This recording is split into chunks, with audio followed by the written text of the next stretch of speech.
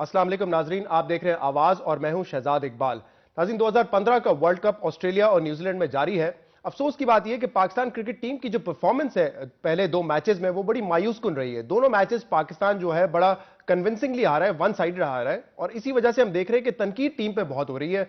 Public की भी तनकीद है और मीडिया भी बड़ी तनकीद कर रहा है। तनकीद यहां पे कुछ तो हम कह सकते हैं कि जस्टिफाइड है, लेकिन कहीं कहीं ऐसा लगता है कि पर्सनलाइज्ड तनकीद भी हो रही है।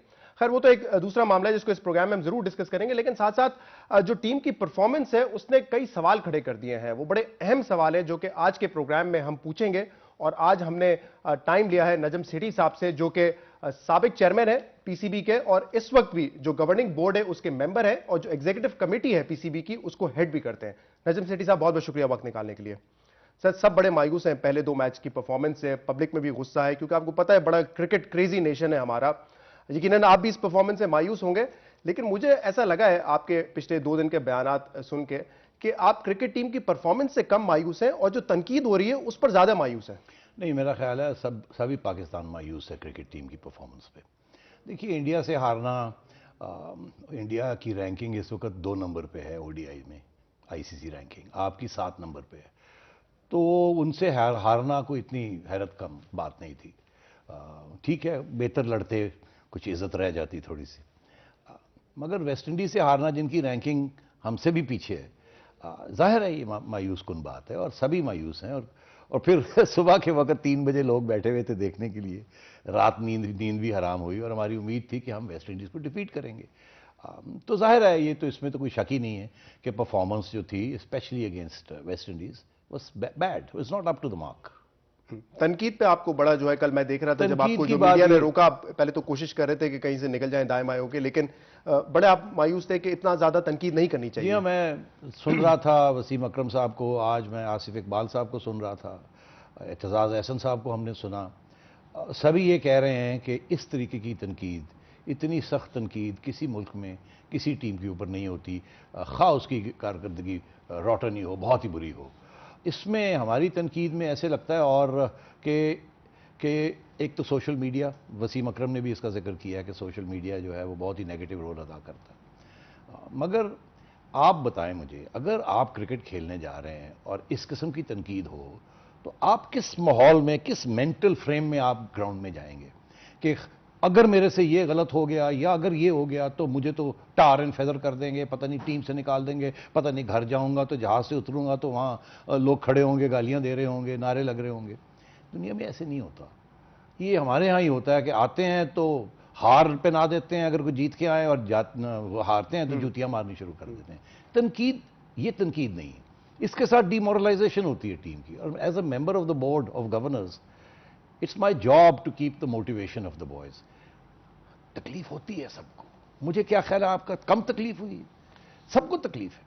मगर अगर मैं भी यही शुरू हो जाऊं, जूतियां मारना शुरू कर दूं, तो वो लड़के क्या खेलेंगे जाके वहां तो उनको ये कहना है कोई बात नहीं, बकअप, चलो लड़कों गेट ऑन विद इट, फिक्र ना करो, दिखाओ हमें, ये करो। ये माहौल होना चाहिए। ये तो नहीं और दिफे फिटे मुंह और जुतियां मारा और तेनू टंग दइए, ये कोई तरीका तो नहीं है। सेठी साहब, ये कोई पाकिस्तानी प्लेयर्स के लिए नया प्रेशर तो नहीं है? आपने कल ये भी कहा था कि अगर कोई कैच ड्रॉप कर दे तो वो कैच पकड़ते हुए उनके जहन में होगा कि ड्रॉप कर दिया, पता नहीं क्या होगा।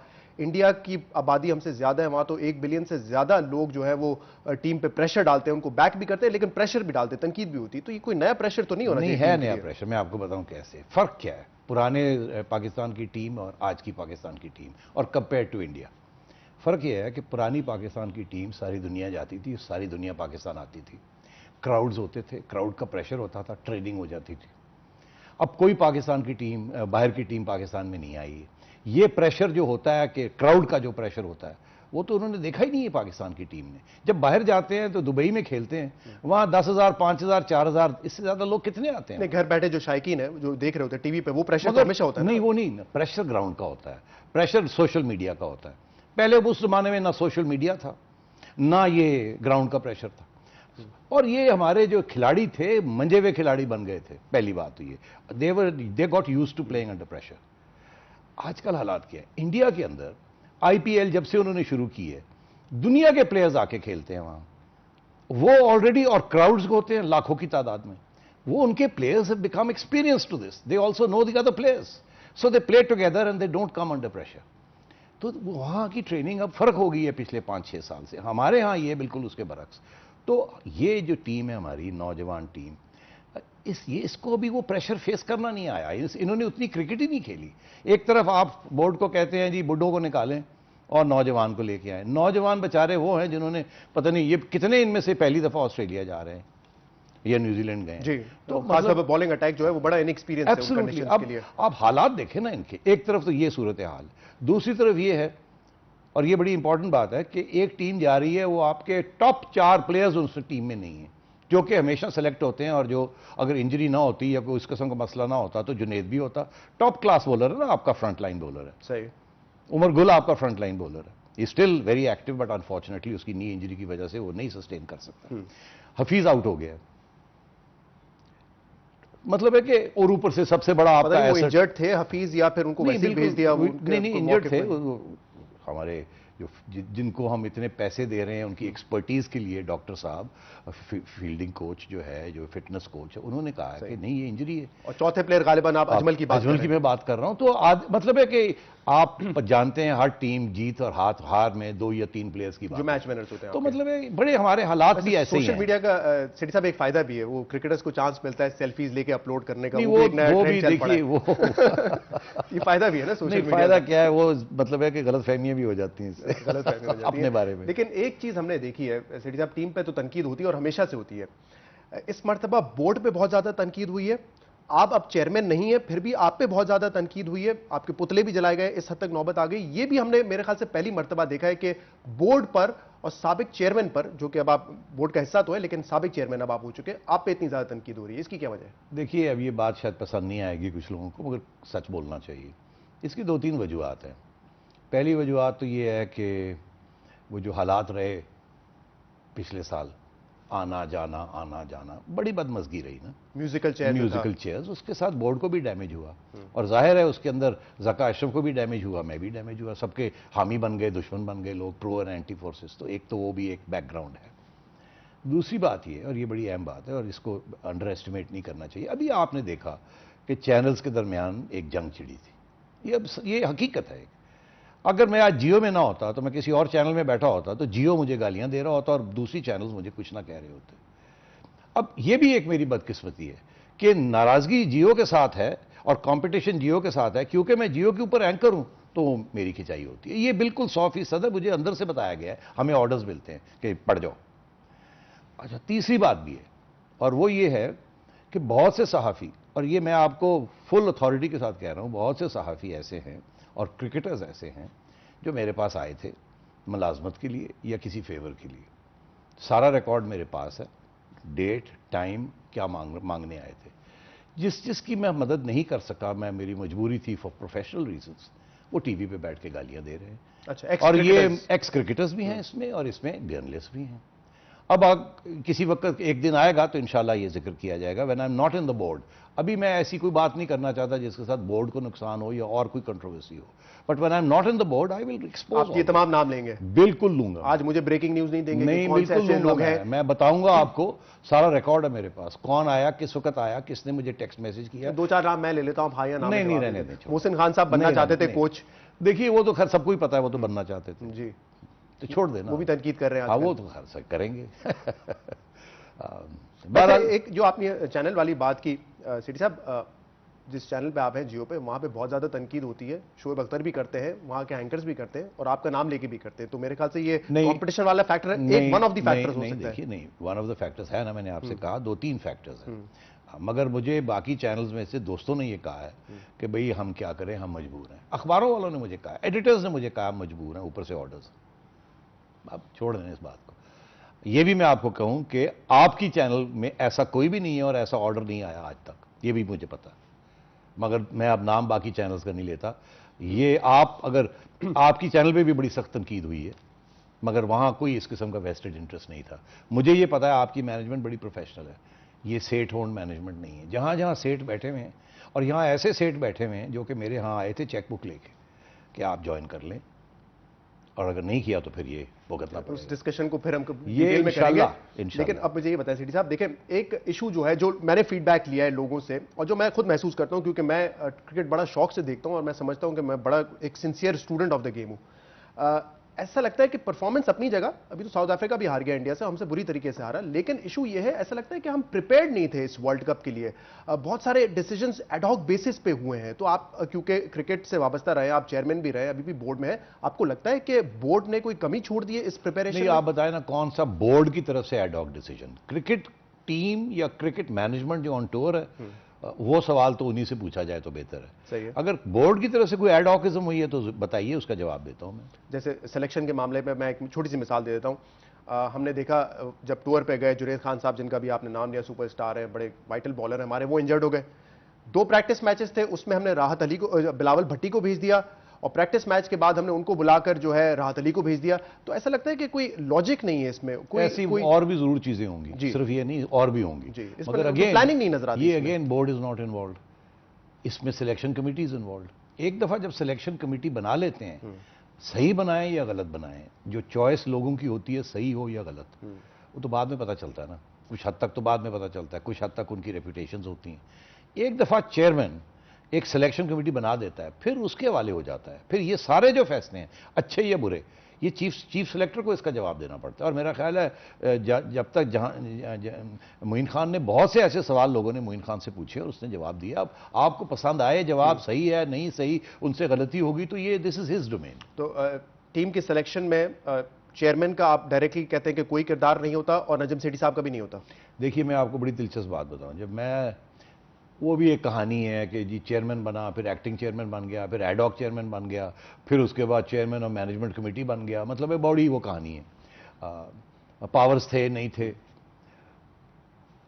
जब मैं आया तो मुझे ये बताया गया कि जी पहले चेयरमैन इंटरफेयर करते थे, पहले वो बनाते थे अपने फेवरेट्स को जो कि उनकी बात सुने सिलेक्टर्स, फिर सिलेक्टर्स जब लेके आते थे तो फिर स्ट्रिंग्स पुलिंग होती थी, कोई अपने बेटे को रखना चाह रहा होता था, कोई किसी सिफारशी को रखना चाह रहा होता था एंड सो। और आप जानते हैं हमारी हिस्ट्री, जो मैंने बात की ये बिल्कुल 100% सही है।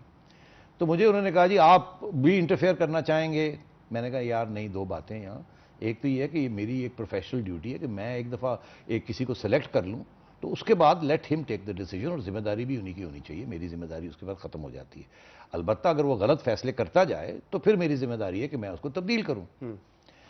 तो मेरे ज़माने में तो कोई मुदाखलत नहीं हुई। सही। मैंने ये फैसला करके, चीफ सेलेक्टर पहले इकबाल कासिम साहब थे, उसके बाद चीफ सेलेक्टर ही नहीं था कुछ अरसे के लिए, फिर मोइन खान साहब आए और मैंने कहा इट्स योर्स। और बाय द वे ये भी मैं आपको बता दूं कि राशिद लतीफ़ साहब को भी दावत दी थी before Moin became the chief selector कि राशिद लतीफ़ साहब आए, वो हमें हाँ भी उन्होंने कर दी, फिर जाके उन्होंने अपनी माइंड चेंज कर ली, ठीक है उनका हक है।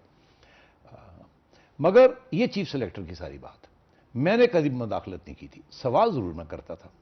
मैं ये कहता था अपने सारे एनालिस्ट को, आप जैसे दोस्तों को, बहुत से दोस्त हैं जो नॉलेजेबल है अबाउट क्रिकेट, मीडिया में भी हैं, एक्स क्रिकेटर्स भी हैं, मैं उनको फ़ोन करता था, मैं कहता था यार वो, और जब भी वो आती थी लिस्ट तो मैं कहता था कल मैं आपको इसके ऊपर साइन करूंगा।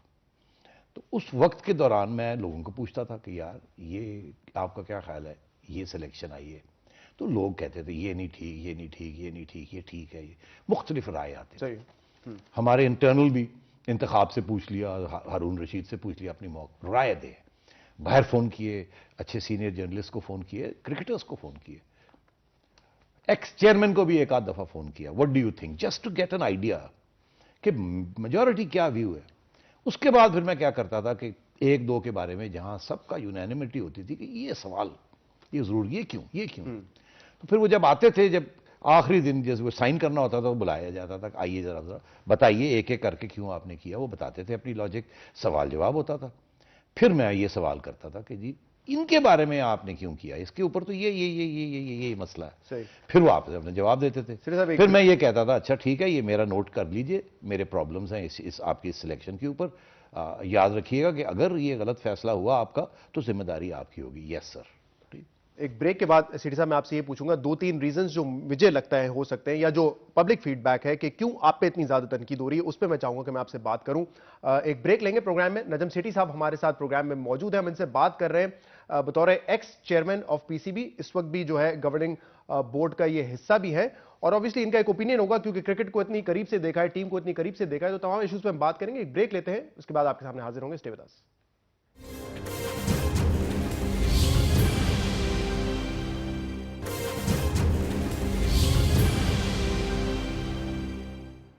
वेलकम बैक नाजरीन। प्रोग्राम में हमारे साथ हैं नजम सेठी साहब और हम बात करें पाकिस्तान टीम पर और पाकिस्तान क्रिकेट बोर्ड पर जो तनकीद हो रही है परफॉर्मेंस पर, और खासतौर पर नजम सेठी साहब पर भी।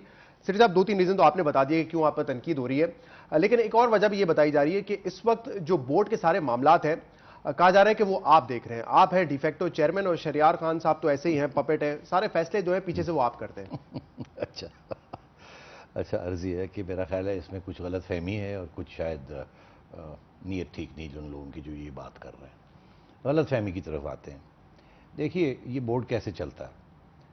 इस बोर्ड में एक नई कॉन्स्टिट्यूशन आई है, उसके अंदर चेयरमैन के पावर्स बड़े क्लियर कट कर दिए गए और बोर्ड के पावर्स बड़े क्लियर कट कर दिए हैं। बोर्ड ऑफ गवर्नर्स जो फैसले करता है वो चेयरमैन को एक्सेप्ट करने पड़ते हैं, उसको पसंद आए या ना आए, और चेयरमैन जो फैसले करता है वो बोर्ड को एक्सेप्ट करने पड़ते हैं। बोर्ड अपने उनके ऊपर तनकीद कर सकता है, रिक्वेस्ट कर सकता है कि आप तब्दील करें, सही, मगर फैसला चेयरमैन का होता है। तो बोर्ड का फैसला अपना है, चेयरमैन का। अब कौन से ऐसे सिलसिले हैं जिसमें चेयरमैन के अपने फैसले हैं और बोर्ड के अपने फैसले हैं? बोर्ड ऑफ गवर्नर्स, चेयरमैन साहब क्रिकेट के जो मामलात हैं जिसमें selection committee, captain, vice captain, managers, coaches, inquiry committees, इस किस्म के जो दीगर मामले हैं ना, वो सारे चेयरमैन लेता है। कोई एडवाइस जिसकी मर्जी ले, फैसला उनका है, nobody can challenge it inside the board. Board के फैसले कौन से हैं, खर्चे कितने होने हैं, रूल्स कौन से हैं जिसके मुताबिक खर्चे होने हैं, सारी अप्रूवल्स बोर्ड की होती हैं, सारे फाइनेंशियल मैटर्स बोर्ड के होते हैं, प्रॉपर्टी के मैटर्स बोर्ड के होते हैं, ये सारी चीजें, डेवलपमेंट एक्टिविटी सारी बोर्ड की होती है। और कमिटीज, कुछ कमिटीज बोर्ड बनाता है, चेयरमैन नहीं बनाता। चेयरमैन जो कमिटीज बनाता है मैंने आपको बता दिया, बोर्ड कुछ कमिटीज बनाता है जो रिपोर्ट करती हैं चेयरमैन को नहीं, बोर्ड को। वो अपनी पूरी रिपोर्ट जो बोर्ड उनको कहता है, बोर्ड ऑफ गवर्नर्स की मीटिंग में वो अपनी रिपोर्ट लेके जाके बोर्ड को बताते हैं, बोर्ड के अंदर डिस्कशन होती है, फिर वहां फैसला होता है और उसमें चेयरमैन का 1 वोट होता है, बाकी 9 वोट लग होते हैं 10 कप में। वो कौन से हैं?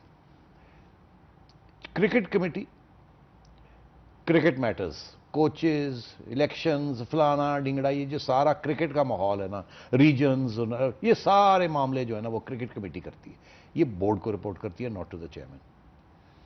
फिर है ग्रास रूट्स कमेटी, जिसके फारूकी साहब कराची के जो रीजनल हेड है, एजाज फारूकी साहब, और यहाँ शकील शेख साहब हैं और इकबाल कासिम साहब हैं उस कमेटी में। ये 2 कमेटीज में मेरा कोई रोल नहीं है, ना ही मैं उनका मेंबर हूं। आइए एग्जीक्यूटिव कमेटी जिसको आप हेड करते हैं, जिसको मैं हेड करता हूं, वो क्या है? उसमें है चीफ फाइनेंशियल अफसर और चीफ ऑपरेटिंग अफसर, और एक मैं। वो दोनों पेड एम्प्लॉइज हैं, मैं हूं ऑनररी पोस्ट। वो क्यों, मेरा रोल क्या है इसमें? किस बैंक में पैसे डालने हैं, किस रेट पे जा रहा है, कहां पैसे इन्वेस्ट करने हैं, ये एक फाइनेंशियल मैटर्स है।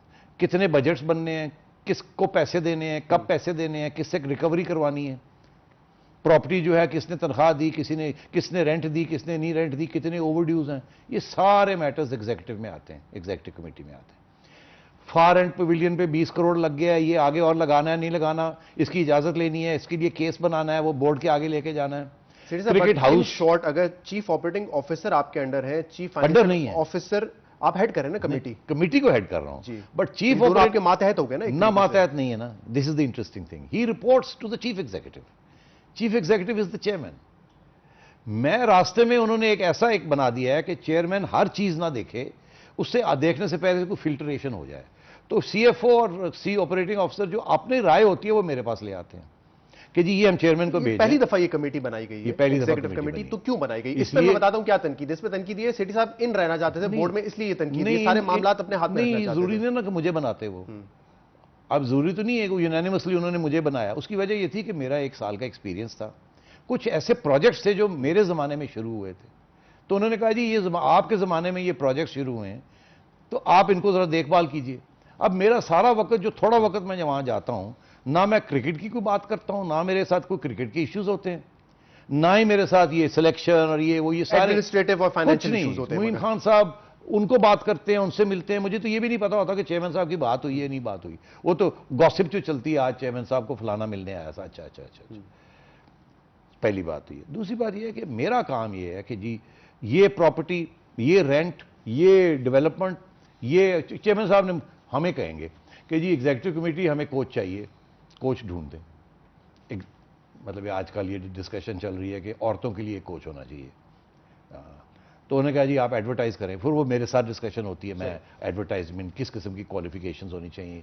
सो I am doing that sort of work. जब मैंने ये सवाल किया था कि वो पपेट है और आप डिफेक्टो ऑन द हैं, कॉन्ट्ररी, ठीक है, लेकिन इसमें मुझे ये बताएं, जब आप बोर्ड पर होंगे और आपको प्राइम मिनिस्टर ने स्पेशल रिक्वेस्ट की थी कि आप पीसीबी के चेयरमैन बन जाएं, हालात को ठीक करें, जब आप जितना इन्फ्लुएंशियल बंदा वहां पे मौजूद होगा सर, तो फिर साथ में जो दूसरे जो बोर्ड मेंबर्स होंगे उनकी क्या फिर हैसियत रह जाती है? मैं आपको बताऊं, चेयरमैन को जब पता है कि यार ये तो नहीं। प्राइम मिनिस्टर साहब के खास बंदे यहां पर बैठे, उनकी क्या फिर अगर यही खास बंदा प्राइम मिनिस्टर साहब का बैठा होता तो चेयरमैन होता ना, तो मैं तो I stepped aside. Prime minister साहब के साथ मेरे पहले दिन एक एग्रीमेंट हुई थी और मैंने वो एग्रीमेंट अपनी तरफ से पूरी की है। वो क्या थी कि आप जाएं, अदालत ने प्राइम मिनिस्टर को कहा है कि एक चेयरमैन लगाएं और इलेक्शन और एक नई कॉन्स्टिट्यूशन लाएं और इलेक्शन करवाएं। मुझे प्राइम मिनिस्टर साहब ने कहा 3 महीने के लिए, जैसे आप केयरटेकर पे गए थे, यहां जाके इसको इलेक्शन करवा दें और एक कॉन्स्टिट्यूशन दे दें। मेरी ये गलती, मैंने सोचा हाँ यार ये ऐसी है, ठीक है। मैंने इनफैक्ट शहरियार साहब को फ़ोन किया, मैंने कहा मुझे प्राइम मिनिस्टर साहब कह रहे हैं कि इस किस्म की चीज़ 3 महीने के लिए, तो अगर ऐसे हुआ तो आप क्या एडवाइस देते हैं, मैं ये कर लूँ? उन्होंने कहा कर लो, और अच्छे लोग भी हैं, ये 3 महीने में एक नई कॉन्स्टिट्यूशन बना लो। तो दैट्स हाउ आई केम इन। वो तो और बात है कि वो 3 महीने के बाद 6 महीने हो गए, not because of me, because of the courts. वो अदालतों में जंग, गवर्नमेंट और अदालतों की जंग चलती रही, मेरा उससे कोई रोल नहीं था। तो शहरियार साहब अपने फैसले करते हैं, चेयरमैन साहब और बोर्ड जो है वो एब्सोल्युटली अपने बिलीव फैसले यू करता है। मी, आपकी ये गलत फहमी है। चेयरमैन साहब जो हैं वो फॉरेन सेक्रेटरी रहे हैं जी, फॉरेन ऑफिस में, सबसे हाईएस्ट लेवल। आपका ख्याल है कि a man who doesn't know his mind, जिसकी कोई अहमियत नहीं है, वो फॉरेन सेक्रेटरी बन सकता है इस मुल्क का? चेयरमैन साहब जो हैं उन्होंने क्रिकेट के ऊपर एज पहले भी 3 साल रहे, पहले भी रहे हैं, अपनी मेरिट के ऊपर रहे हैं, और उस वक्त मैनेजर भी रहे हैं। उनकी क्रिकेट की नॉलेज, फिर किताब भी लिखी है क्रिकेट के ऊपर, एक्नॉलेज्ड। डिक्टेशन लेने वाले वो नहीं है। नहीं भाई, हाँ किस अच्छा, दुनिया में आप रहते हैं? एक और तनकीद वो इसलिए भी हो रही है कि जो लोग खुश नहीं है टीम मैनेजमेंट से इस वक्त, जो कि टीम के साथ ट्रैवल करती है, जिसमें कोचेस भी हैं, बैटिंग कोच हो, फील्डिंग कोच हो या हेड कोच हो, या जो मोइन खान साहब की एंट्री हुई है एज अ कोच, सेलेक्टर या मैनेजर, वो आपके दौर में हुई थी, आप चेयरमैन थे उस वक्त। तो कहा जा रहा है कि इस वक्त अगर कोई बुरी परफॉर्मेंस होगी उन मैनेजमेंट की, तो वो भी फिर अच्छा, वो सुन लीजिए वो कैसे हुआ था। मैंने अभी आपको कहा कि उस वक्त कभी मैं एक्टिंग चेयरमैन था, कभी मैं एडहॉक चेयरमैन था, कभी मैं चेयरमैन ऑफ मैनेजमेंट कमेटी था। ये सब चीज़ें उस वक्त फैसले हुए थे जब मैं चेयरमैन ऑफ मैनेजमेंट कमेटी था। मैनेजमेंट कमेटी क्या थी? वो बोर्ड नहीं था, there was no board of governors. 8 members, वो सारे नॉमिनेटेड लोग थे। उसमें कौन था? शहरियार साहब, इकबाल कासिम साहब, हमारे चीफ ऑपरेटिंग अफसर साहब, हमारे CFO साहब, फाइनेंशियल अफसर साहब, और फरूक अपने वापडा के जो उस वक्त रिप्रेजेंटेटिव थे, खोखर साहब, जो अब भी बोर्ड में हैं वापडा की तरफ से, और ये सेक्रेटरी टू गवर्नर रहे हैं, ग्रेड 21 के सेक्रेटरी हैं। इसके अलावा जहीर अब्बास साहब थे। तो मैं क्या करता था, क्योंकि इन सब की नॉलेज मेरे से ज्यादा थी उस वक्त, मैं तो सीख रहा था, तो मैं तो सबको साथ लेके चलता था। मैं कहता था जी आइए आज डिस्कस करेंगे कि किसको लगाना है ये चीजें। ये सारे फैसले मुश्तरका होते थे, मेरा कोई फैसला ही नहीं था। और इस फैसले में कि ये कोच लगेगा, ये सबके सिग्नेचर्स हैं उसके ऊपर, मेरा नहीं है। अब अगर आप रिकॉर्ड निकलवाएं तो मैनेजमेंट कमेटी का ये फैसले हैं। जैसे आज अगर बोर्ड फैसला करे कि उन्होंने सिलेक्शन कमेटी बनानी है या उन्होंने कोचेस लगाने हैं और चेयरमैन ने नहीं लगाने, मगर अब तो कॉन्स्टिट्यूशन में आ गए, उस वक्त तो कॉन्स्टिट्यूशन ही कोई, मतलब फाइनल दस्तखत आपके होते थे, लेकिन वो कमेटी उसका फैसला सारे सबके होते थे। वो बोर्ड उनके मिनट्स में आता था। मैंने कहा अगर आप कहते हैं हाँ दस्तखत मेरे से, तो मैं कहता हूं फिर ब्लेम तो आपको जाता है। उसके मिनट्स जो थे ना, उसके साथ क्या आता था कि आज ये सब्जेक्ट डिस्कस हुआ, उसमें ये प्रपोजल आई और उसके अंदर ये बहस हुई और ये फाइनल फैसला हुआ। अच्छा, मोइन खान साहब को क्यों कहा जाता है कि आपके बड़े ब्लू आइड ये हैं? अच्छे क्रिकेटर थे, मैं खुद पसंद करता हूं जाती तौर पे, लेकिन उनको कोच बनाया, फिर सिलेक्टर, फिर मैनेजर, और आज आपको पता है उनके हवाले से जो स्टोरी भी चल रही है कि वो कैसीनो में थे मैच से एक दिन पहले, वजाहत भी तरफ की। मैं तो मोइन खान साहब को जाती तौर पे जानता भी नहीं था, यकीन करें। जब ये आया मसला कि जी किसको बनाना चाहिए, तो लोगों से पूछा उन्होंने कहा जी फलाने को नहीं बनाना, वो एक ज़माने में हो गए हैं, वो ये करते थे, वो ये करते थे, ये तनकीद थी, ये चीज़। मैंने कहा अच्छा ये बताएं कौन से अच्छे लोग रह गए हैं जिनमें से कुछ किसी को चुन लिया जाए जो जिसके ऊपर कोई कंट्रोवर्सी ना हो, तनकीद ना हो। तो उनमें से शॉर्ट लिस्ट में से एक मोइन का नाम भी आ गया। जब ये आया तो मैंने मीडिया के अंदर और एक्स क्रिकेटर्स 2-3 को फ़ोन किया, मैंने कहा ये 2-3 नाम हैं, और आप यकीन करें सब ने ये कहा सबसे बेहतर और नॉन कंट्रोवर्शियल मोइन खान होगा। मगर सब ने ये कहा कि वो तो शायद आएंगे नहीं। मैंने कहा वो क्यों? कहने लगे वो बड़ी प्रॉफिटेबल अपनी एकेडमी चला रहे हैं, वो नहीं छोड़ेंगे। वो क्यों आए हैं इस किस्म की दलदल में? तो वो नहीं आएंगे, आप पूछ लें उनको।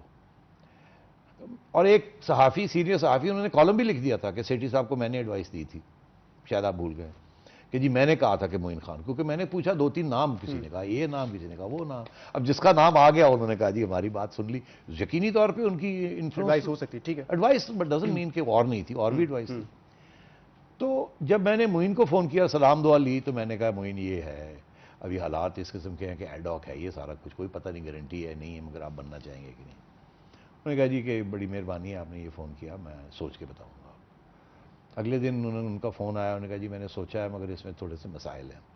पहली बात तो ये है कि मेरी एकेडमी जो है उसका मसला बन जाएगा मेरे लिए, तो मुझे अपने भाई को लंदन से बुलाना पड़ेगा एकेडमी चलाने के लिए। तो मुझे ये बताएं कि क्या गारंटी है कि आप मेरी छुट्टी नहीं करा देंगे 2 महीने के बाद? तो ये सारा जो मेरा सारा कुछ चल रहा है, मुझे कोई गारंटी मिलेगी? तो इसीलिए कोच से सिलेक्ट है, फिर मैनेजर, कोई तो ना कोई मुझे पोजीशन 3 पे रखना है महीने, उन्होंने। 6 महीने, साल की कोई गारंटी देंगे आपके? नहीं, otherwise I am not interested. पहले स्ट्रेट अवे उन्होंने कह दिया। मैंने उन्होंने कहा हाँ बात तो सही कह रहे हैं कि गारंटी नहीं होगी ऑफ टेन्योर, तो कौन छोड़ के आएगा? और एक ज़माने में मैंने 3-3 महीने की थी, आपको शायद याद होगा, और शोर पड़ गया 2-2 साल का क्यों नहीं किया? आपको याद है? शॉर्ट टर्म मैंने जब किया था कि 3 महीने के लिए मैंने लगाया सबको, क्योंकि मैं देखना चाह रहा था, और सब ने ये कहा, सारे मीडिया ने मेरे गले पड़ गए कि बड़ी बेइज्जती की है क्रिकेट। यहां तक तो पहुंच गया। मैं थोड़ा सा रैपिड फायर करना चाह रहा हूं नजम सेठी साहब, लेकिन आज जो मोइन खान साहब के हवाले से कंट्रोवर्सी, उस पर फिर आपका क्या ओपिनियन है? आप कह रहे हैं कि बड़ी ही नॉन कंट्रोवर्शियल उनका कैरियर रहा था, लेकिन ये जो अब कैसीनो वाली बात आ गई है, और इस पर इन्वेस्टिगेशन आपके ख्याल में होनी चाहिए, बोर्ड को तहकीक करनी चाहिए? बिल्कुल करनी चाहिए। देखिए मेरा ख्याल है ये पहले जब ये खबरें चलनी शुरू हुई, तो मैं, क्योंकि आजकल मेरा ख्याल है पिछले 2 हफ्ते में मैं 1 दफ़ा बोर्ड गया हूँ, दफ्तर गया हूँ। मैं अपना ट्रैवल कर रहा हूँ, अपनी कॉन्फ्रेंसेस अटेंड कर रहा हूँ, जिसका क्रिकेट के साथ कोई तल्लुक नहीं, मेरे मीडिया के साथ तल्लुक। तो मैंने जब आज मुझे किसी ने, आप जैसे दोस्त ने, किसी ने टेक्स्ट मैसेज किया कि आपने सुना है मोइन की क्या खबर चल रही है? तो मैंने उनसे वापस टेक्स्ट मैसेज किया, नहीं मुझे नहीं पता, क्योंकि मैं टीवी नहीं देखता हूँ। तो वापस आया कि जी वो तो ये हो रहा है। मैंने कहा अच्छा।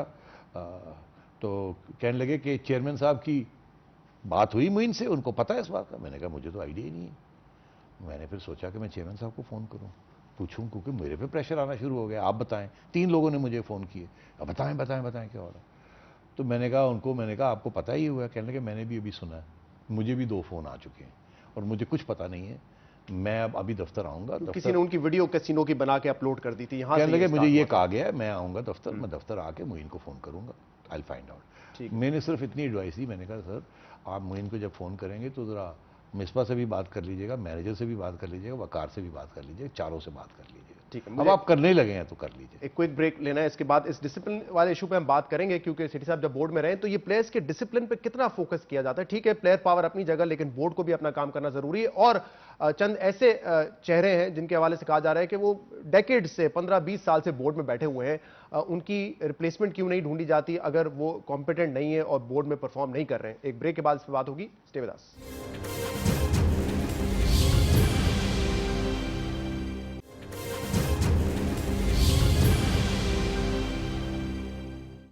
वेलकम बैक नाजरीन, नजम सेठी साहब हमारे साथ प्रोग्राम में मौजूद हैं। सेठी साहब देखिए, एक डिसिप्लिन आज हमने देखी बांग्लादेश की तरफ से, नाइट कर्फ्यू तोड़ा उनके प्लेयर ने, अमीन नाम है, उसको वापस बुला लिया गया। हमारे यहाँ ये क्यों नहीं हो सकता? हमारे यहाँ 4 प्लेयर जो है वो बाहर थे लेट नाइट, उनके ऊपर कुछ डॉलर्स का फाइन हो गया। अभी ये मोइन खान साहब वाले इशू पे पता नहीं क्या करता है बोर्ड, लेकिन ये डिसिप्लिन हमारे यहाँ क्यों नहीं आ सकता? आप तो रहे ना माहौल में, तो आपको मालूम होना चाहिए। बिल्कुल, मैं तो बहुत डिसिप्लिन में यकीन रखता हूँ, और आप देखें अफरीदी जैसे शख्स को हम, जब मैं था तो 2-3 दफ़ा फाइन किया गया। हालांकि मीडिया का वो फेवरेट है, मगर वो करते हैं ऐसी चीज़ें, फिर उनको फाइन होता है, but he doesn't care, is a superstar. बात फाइन से फिर आगे निकल जानी चाहिए नहीं, मगर वो बांग्लादेश के प्लेयर के साथ हुआ। हाँ, वो बात फिर आगे चली जाती है। अच्छा, अब मसला ये है कि जहाँ तक डिसिप्लिन की बात है, नवीद चीमा साहब है ना इस वक्त मैनेजर, चीफ सेक्रेटरी पंजाब रहे हैं अभी जी, और पहले भी मैनेजर थे। इनकी रेपुटेशन ये है कि ये बड़े सख्त हैं। सब प्लेयर्स जो हैं वो ये कहते हैं इतने सख्त हैं, डिसिप्लिनेरियन है कि हम रिलैक्स नहीं करते। जब मोइन मैनेजर थे तो प्लेयर्स बड़े रिलैक्स रहते थे। अभी भी मोइन का जो खबरें जो हमें मिलती हैं वहाँ से, ये भट्टी साहब अभी गए हुए थे, हमारे मीडिया के डायरेक्टर जो हैं, ये इन्होंने जो रिपोर्ट दी उन्होंने कहा जी मोइन खान का राब्ता प्लेयर्स के साथ बहुत अच्छा है। अब मैनेजर रहे ना, तो मैनेजर को थोड़ा बहुत कॉम्प्रोमाइज़ करना पड़ता है, नहीं को लोगों को लेके साथ चलना पड़ता है। नवीद चीमा साहब बड़े सख्त हैं, कर्फ्यू लगाते हैं, चेक करते हैं टेलीफोन्स, कमरों में नहीं किसी को जाने देते, इतनी सख्त कर्फ्यू लगा देते हैं कि थोड़ी सी बच्चे जो हैं वो सब आके कहते हैं जी बड़ी घुटन होती है, बड़ी घुटन होती है। हम शुक्र करते हैं कि जी कोई डिसिप्लिनेरियन है वहाँ। यहाँ तक बात आई मोइन खान साहब की, डिसिप्लिन। दिलचस्प बात यह है कि Moin is a selector, he is not a member of the squad. पहली बात तो ये क्लियर हो जाए कि मोइन खान साहब के ऊपर वो रूल्स जो manager, captain, coach and players के ऊपर लागू होते हैं वो उन पे लागू नहीं उसके रूल्स की वायलेशन नहीं, रूल्स को कोई वायलेशन नहीं है। जो सिलेक्टर के ऊपर रूल्स हैं वो है ही नहीं, ही is not a member of the squad. आप यकीन करें, ये बहस हुई कि मोइन खान साहब जा रहे हैं, ये ड्रेसिंग रूम में जा सकेंगे कि नहीं जा सकेंगे, और आईसीसी रूल्स के मुताबिक इजाजत लेके जा सकते हैं, वैसे नहीं वॉक इन नहीं कर सकते। मेरी खबर ये सर वो जाते भी हैं ड्रेसिंग रूम में और इससे टीम मैनेजमेंट खुश भी नहीं है। नहीं सुनिए, I don't know about that. Cheema साहब से पूछा गया, आप as manager, he has to take Cheema साहब्स permission before he can go into the dressing room, because Cheema साहब इज रिस्पॉन्सिबल टू आईसीसी। बतौर सिलेक्टर वैसे तो उनको टूर पे होना नहीं चाहिए था, अगर अब वो जा रहे हैं, जाहिर सी बात है बोर्ड के खर्चे पे जा रहे हैं। फलसफे की बात है विषय जी, ये क्यों नहीं होना चाहिए? अब इंग्लैंड के लोग, इंग्लैंड अपने सिलेक्टर को, चीफ सिलेक्टर ट्रैवल करता है कभी कभी, 15 रुकनी स्क्वाड एक दफा दे दिया, इसके बाद तो टीम मैनेजमेंट का काम है ना, कौन से 15 खेलेंगे। मगर सिलेक्टर मैनेज नहीं करता ना। What is the, he is not, by the way it's interesting कि जो फाइनल जो सिलेक्शन होती है वो उसमें he is only a member of that, जो टीम की जो सिलेक्शन होती है, that is a special facility is been afforded. अच्छा, है उनका रोल? हाँ उसमें है, he has a role in that, but he is the chief selector. बच्चे जो सारे गए हैं उन्होंने सेलेक्ट किए, तो अगर वो उनकी कारकर्दगी ऑन द ग्राउंड नहीं देख सकेंगे तो आगे वो क्या करेंगे? या तो आप ये फैसला करें ना, ये उनको नहीं जाना चाहिए था क्योंकि बोर्ड ने पहले ही फैसला कर लिया था कि इनकी छुट्टी करानी है, मगर ऐसी तो कोई बात नहीं थी। तो as selector I think it's a good idea कि the selector should travel with the team. अगर चीफ सेलेक्टर नहीं, कोई सेलेक्टर को तो जाए ताकि पता लगे ये वहां होता क्या है ग्राउंड और पे। ये डिसीजन किसका था, बोर्ड का था या ये चेयरमैन साहब का था? नहीं, ये तो इस वक्त चेयरमैन साहब का डिसीजन था कि उनको वहां पे भेजा जाए। ये आपके ख्याल में एक स्ट्रैटेजी उन्होंने दी है? अच्छा, मैंने भी ब्रेक में जाने से पहले कहा कि बहुत तनकीद इस पर हो रही है, बहुत सारे ऐसे नाम हैं सिटी साहब जो कि आपने भी जब गए होंगे बोर्ड में आपको पता चला था कि इतने टाइम से हैं, जिसमें सुभान साहब हैं, जिसमें हमारे हारून रशीद साहब हैं, उसमें शकील शेख साहब हैं, उसमें इंतखाब आलम साहब है। ये कहा जा रहा है कि 15-15, 20-20 साल से बैठे हुए हैं और अगर अब तक बोर्ड रिवाइव नहीं हुआ, जो कि आप खुद कह रहे थे कि बोर्ड में बड़ी खामियां, तो फिर इनको क्यों रखा हुआ है? अच्छा, अब एक बात कर लेते हैं। सुभान चीफ ऑपरेटिंग ऑफिसर, ये 20 साल से या 15-20 साल से बोर्ड में है। ये नीचे से एक प्रोफेशनल शख्स है, कराची की यूनिवर्सिटी और IBA से ट्रेनिंग है इनकी, ये ट्रेनिंग होकर ऊपर आए हैं, इन्होंने जॉब लिया, ICC की ट्रेनिंग है इनकी, ICC में कोर्सेज किए हुए, और यहाँ आके एज एग्जीक्यूटिव, पहले जूनियर मैनेजर, फिर सीनियर मैनेजर, फिर मैनेजर, एंड देन इवेंचुअली पिछले दौर में इनको बना दिया as chief operating officer. So he is risen from the ranks. किसी एक्स चेयरमैन के पास चले जाएं, गो आस्क देम कि यार ये क्या गिदड़ सिंगी है इसके पास। मैं आपको बताता हूं तो क्या गिदड़ सिंगी है। He is a very competent man. ICC को वो समझते हैं, ऑर्गेनाइजेशन थ्योरी को वो समझते हैं। He is a very fine manager of people. और कोई उनके खिलाफ अंदर इंटरनल कंप्लेंट नहीं है, तो उनको क्यों निकाला जाए और ऐसी एक खिलाफ पैदा कर दी जाए जिसमें अंदर कोई क्रिकेटर आ जाए जिसको पता ही नहीं है how to deal with it. और ये सारी हमारी, by the way, management of the board is a lot of it is international. हमारी सारी रेवेन्यू कलेक्टिवली ले लूं या आप सब समझते हैं? मैं एक एक करके मैं आपको बता देता हूं। वक्त खत्म हो जाएगा। शकील शेख की बात की क्योंकि बड़े कंट्रोवर्शियल, जी बड़े controversial. Shakil Sheikh is not a member of any executive. Shakil Sheikh is an elected member of a region. Islamabad से वो पहले भी इलेक्ट होके आए थे, पिछले बोर्ड में, इस दफा भी वो इलेक्टेड है। उनको कैसे रोक सकते हैं? 3 साल के बाद वो नहीं होंगे, वो आ ही नहीं सकते। 2006 से, मतलब 9 साल तो से। यार उसका मैं क्या करूं?